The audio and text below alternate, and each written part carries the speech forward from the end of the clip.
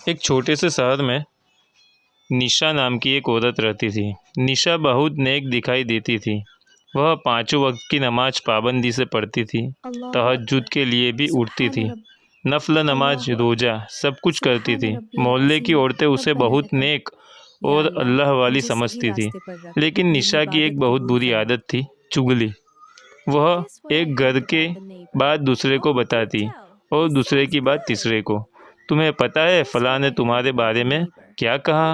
अरे वो तो तुम्हें नीचा दिखा रही थी। इस तरह निशा की जुबान आग बन चुकी थी।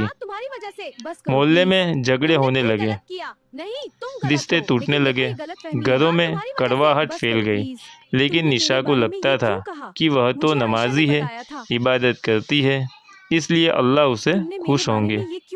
एक रात निशा ने एक बहुत डरावना ख्वाब देखा। उसने देखा कि वह एक अंधेरी जगह में खड़ी है। उसके मुंह से आग निकल रही है और वह आग दूसरों को जला रही है।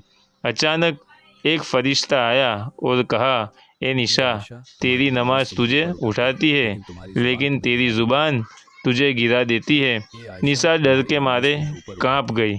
उसने पूछा, मैं तो इबादत करती हूँ, फिर यह अज़ाब क्यों?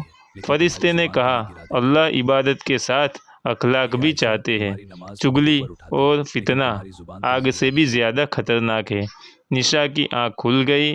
वह पसीने में डूबी हुई थी। उसका दिल ज़ोर ज़ोर से धड़क रहा था।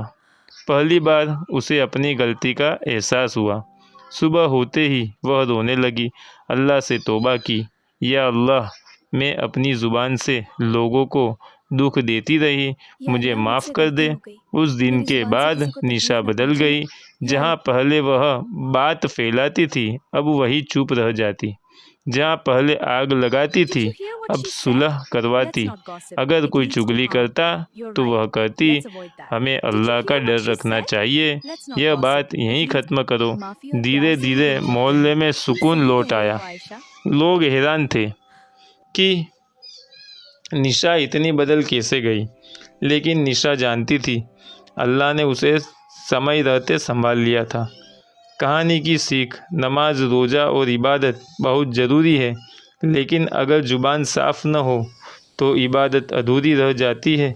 अल्लाह हमें ऐसी इबादत दे जो हमारे दिल और ज़ुबान दोनों को साफ़ कर दे। आमीन।